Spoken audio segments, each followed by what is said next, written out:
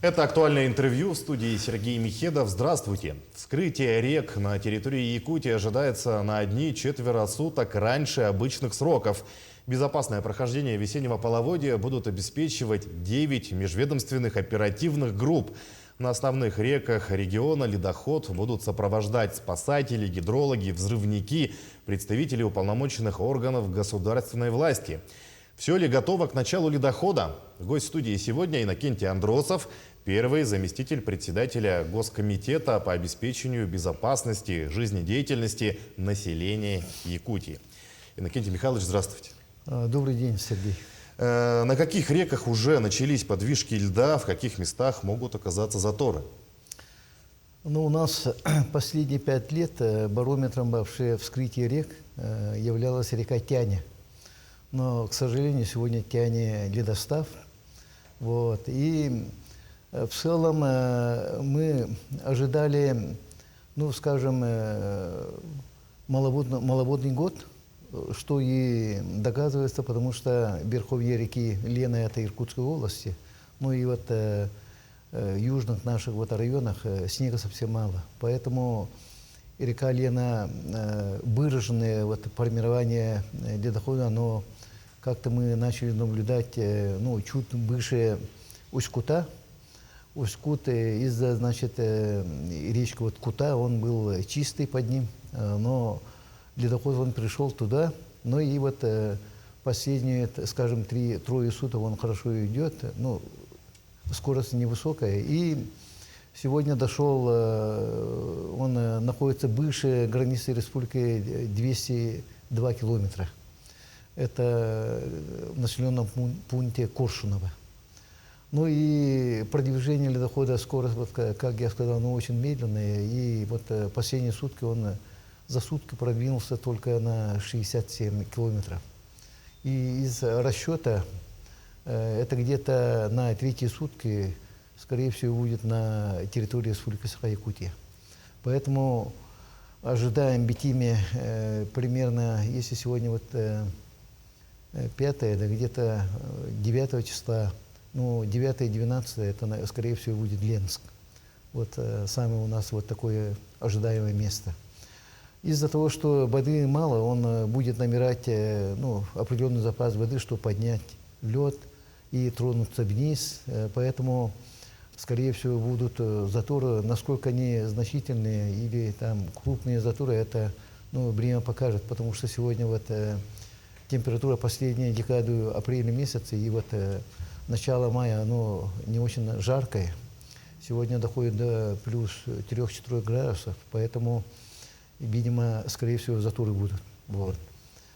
На других реках, конечно, мы непременно ожидаем реку Алюкма, потому что прохождение ледохода вот в среднем течении реки Лена это определяет река Алюкма.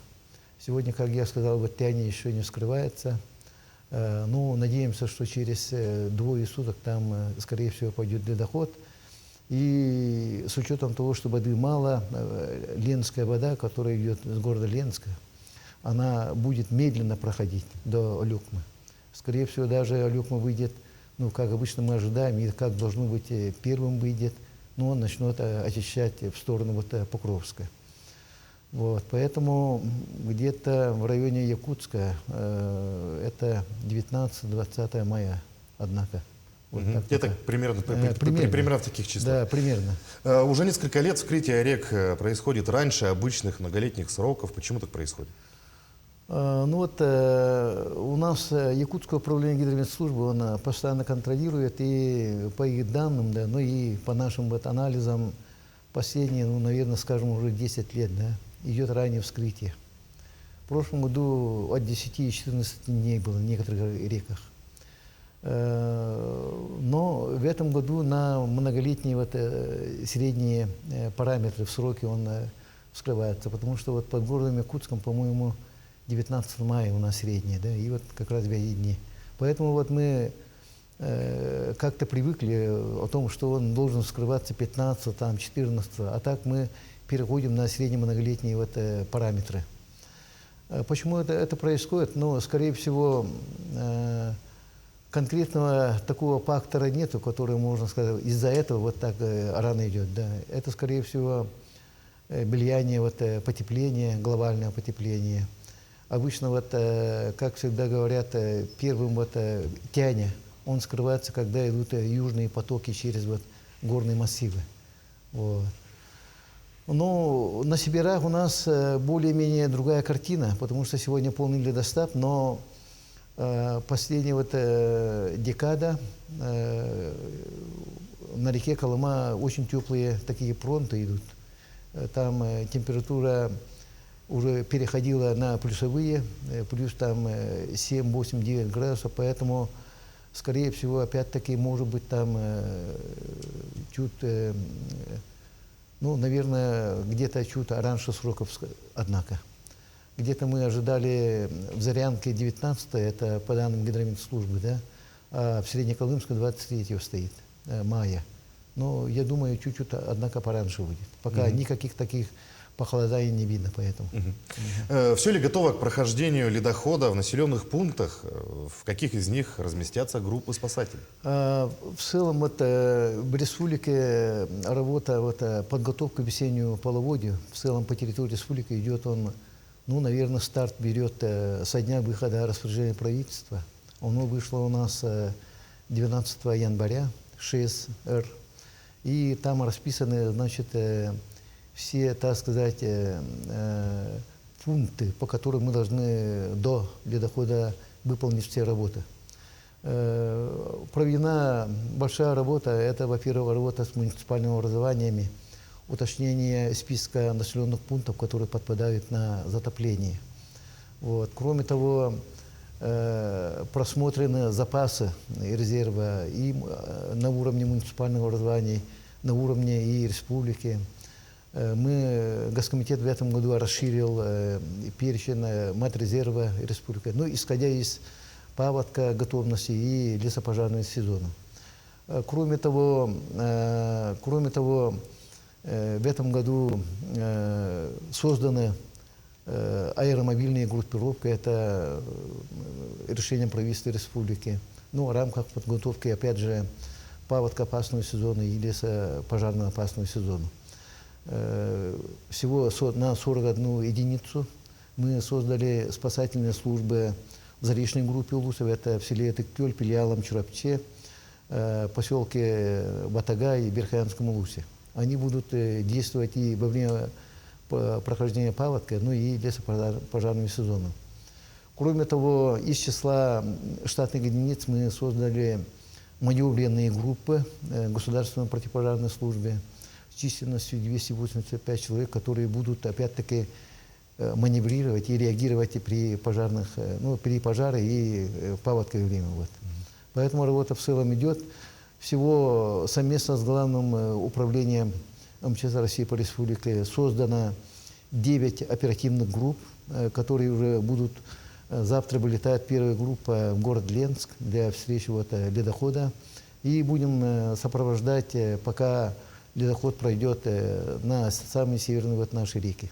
Это где-то до конца первой декады июня месяца. Поэтому где-то более 1,5 месяца мы занимаемся пропуском весеннего половодья на территории республики. Как введенные санкции отразились на организационных мероприятиях к предстоящему паводку? В целом, да, мы данный вопрос рассмотрели в целом в рамках подготовки пропуска весеннего половодья, никаких таких влияний не было. Вот. Все, что мы запасались и по инвентарю, по оборудованию, это все наши отечественные. А так остальное по штатным единицам это наше свое дело. Вот. А так по подготовке лесопожарного сезона там как раз по некоторым единицам поставки техники некоторые моменты есть, но мы в целом эти вопросы решаем. Таких серьезных влияний санкций нету. Как готовится Госкомитет к пожароопасному сезону? Насколько увеличился в этом году объем финансирования на организацию противопожарных мероприятий? Вообще, с учетом лесных пожаров прошлого года, 2021 года, да, начиная с октября месяца, главой республики поставлены очень серьезные задачи и поручения были. И мы начали активно работать, и уже в начале 2022 года был подписан комплексный план подготовки пожароопасного сезона. Поэтому совместно с Министерством экологии Госкомитет начал активные вот эти работы по подготовке. Сегодня в целом все они завершены. Это, во-первых, как я сказал, расширение штатных единиц. Это 41 человек аэромобильная группировка, которая будет реагировать на первые лесные, ландшафтные, природные лесные пожары, маневренные группы. Мы сделали много работы по нормативно-правовым актам. Так, принято постановление правительства об утверждении порядка реагирования при тушении ландшафтных природных пожаров, потому что с этого года мы уже будем разделять на ландшафтные природные и на лесные пожары. То есть пожары, которые проходят на территории Гослесфонда и иных категориях земли. Это сенокосные угодья, это могут быть тундровые зоны и так далее. Вот. И провели, я думаю, довольно серьезную работу муниципального образования по прокладке минерализованных полос, по прокладке противопожарных разрывов, которые обеспечивают безопасность населенных пунктов. Эта работа еженедельно на контроле даже у главы республики, у правительства, поэтому постоянно ведем работу, и уже сроки поджимают. Мы должны как раз в течение мая месяца и в начале июня северные районы завершить данную работу. Это все входит в план подготовки лесопожарного сезона. Кроме того, подписано соглашение на искусственное вызывание осадков по необходимости, по заявкам Министерства экологии на тушение лесных пожаров, по травостою, на повышение травостоя от поления Минсельхоза. Деньги заложены. Сегодня соглашение имеем мы с Центральным аэрологической обсерваторией на 2 самолета Як-40 и Ан-30. Кроме того, готовим отдельный самолет Ан-24 полярной авиалинии. Это, наверное, середина сезона будет. Вот. Поэтому подготовка в целом идет. Я думаю, мы в рамках принятых новых нормативно-правовых актов должны сегодня реагировать незамедлительно при появлении лесных и ландшафтных природных пожаров. Это, я думаю, что должен принести свои плоды, и время покажет, будем работать. Иннокентий Михайлович, спасибо за информацию. Будем надеяться, что в этом году паводок и пожароопасный сезон пройдет гораздо спокойнее. Желаем вам дальнейших успехов в работе. Спасибо. А я напомню, вы смотрели актуальное интервью. Оставайтесь на нашем канале.